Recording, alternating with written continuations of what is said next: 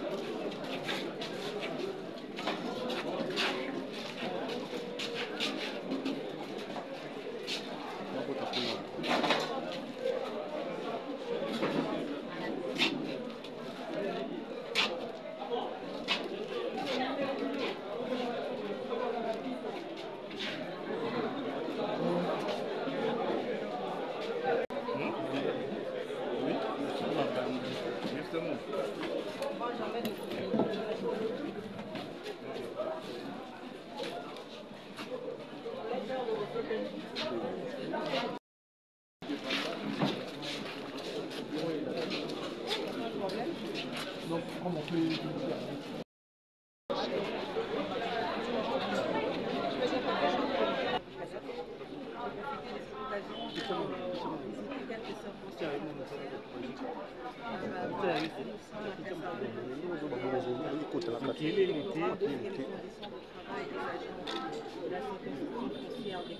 mais aussi d'ailleurs sont déplorables. Il n'y a presque pas d'électricité, la promiscuité dans les bureaux, les toilettes presque inexistantes.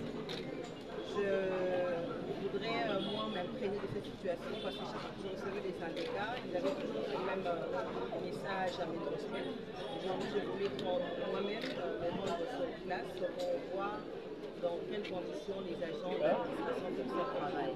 Évidemment, ce sont des agents qui sont appelés à être sur le terrain, à se mettre dans des conditions acceptables pour fournir un travail de qualité. Là, je crois que le constat est tel que je viens de le présenter. J'espère que dans les jours à venir, nous pourrons faire des réunions assez conséquentes pour essayer de trouver des solutions. C'est pas quelque chose de répéter ou pas. C'est question de mettre au moins les minimums des gens dans les conditions acceptables. Un minimum de groupe électrogène, un minimum de luminosité, un minimum de, je sais pas quoi, de ventilateur, de plafonnier, c'est le minimum qu'on peut offrir à des agents. Des conditions comme ça, comment voulez-vous qu'ils travaillent? Comment voulez-vous qu'ils soient...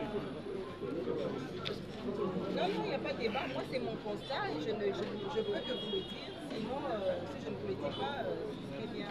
J'ai été à les j'aurais voulu que les secrétaires généraux soient là. Parce que après, c'est pas fait, était là. qu'on fasse une réunion, pour que vous nous dites qu'est-ce que vous faites après ici. Quand vous devez voir des belles voitures, mais à l'intérieur, les vœux sont la montagne.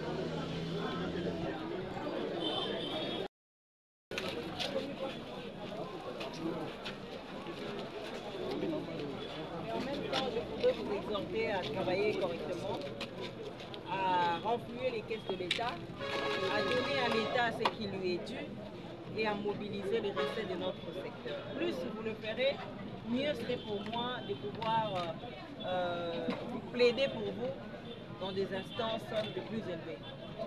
C'est tout ce que je peux vous dire et je souhaite certainement bon travail. Évidemment, vous travaillez dans des conditions très difficiles. On pouvait vous mettre un groupe électrogène ici, hein, ça ne pourrait pas être compliqué pour vous donner un environnement assez potable pour travailler et donner les meilleurs de vous-même. Je l'ai dit d'emblée, d'entrée des jeux au secrétaire général, mais aussi au chef des divisions et aux conservateurs. J'espère que les jours où je passerai ici, il y aura même un coup de balai et les choses pourront s'améliorer. Oui, vous avez une question? Merci pour m'avoir accordé la parole. C'est votre agent, les coordonnateurs centrales commande de travail sur cet encycle comme syndicat. Je suis ravi de vivre votre descente en live. Merci d'abord pour votre descente qui est une réalisation de la part du gouvernement. C'est à notre profit. Mais je voulais juste demander une seule chose, qui s'est plaidé pour nous auprès du gouvernement central, c'est par rapport aux frais de motivation.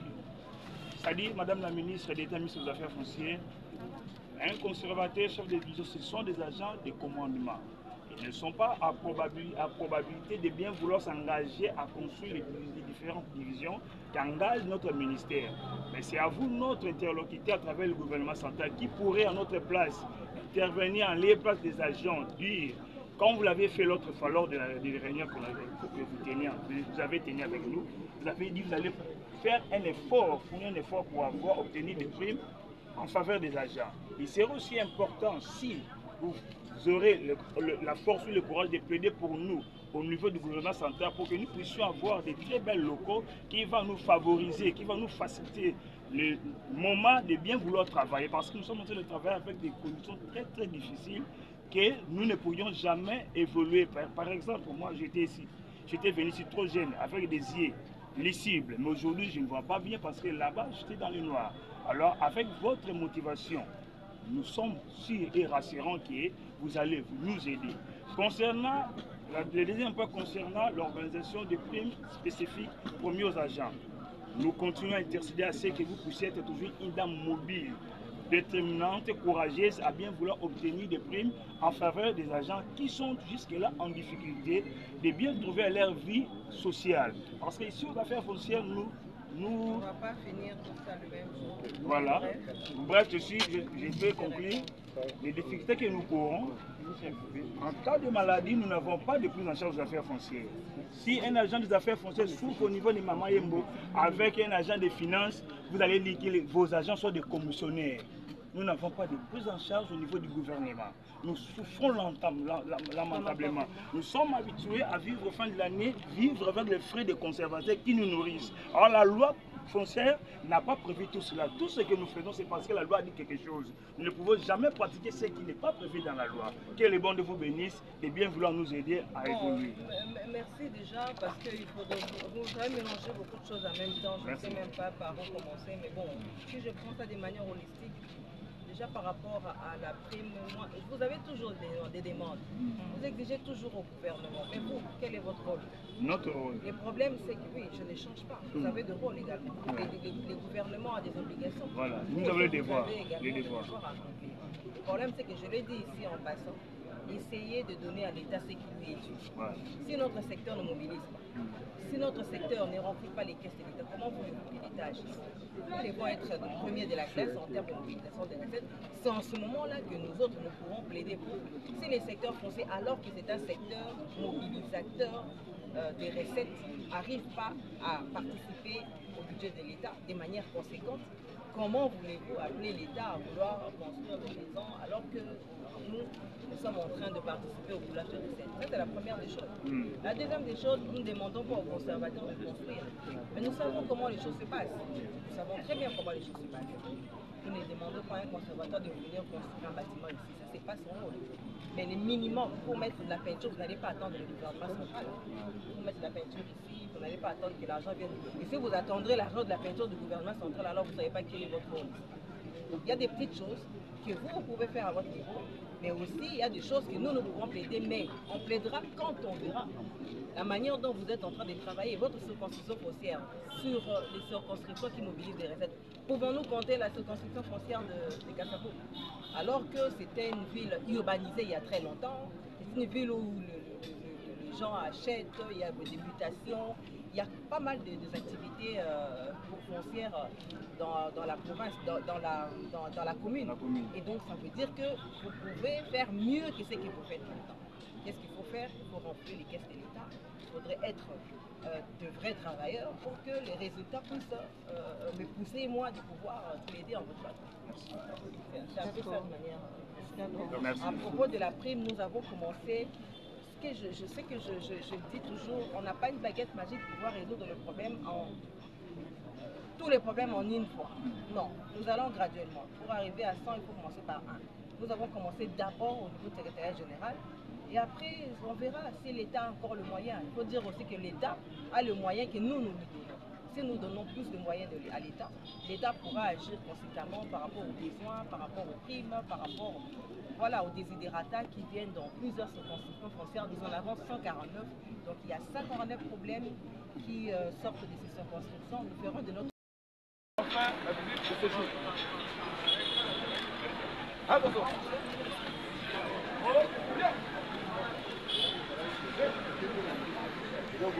Cuidado.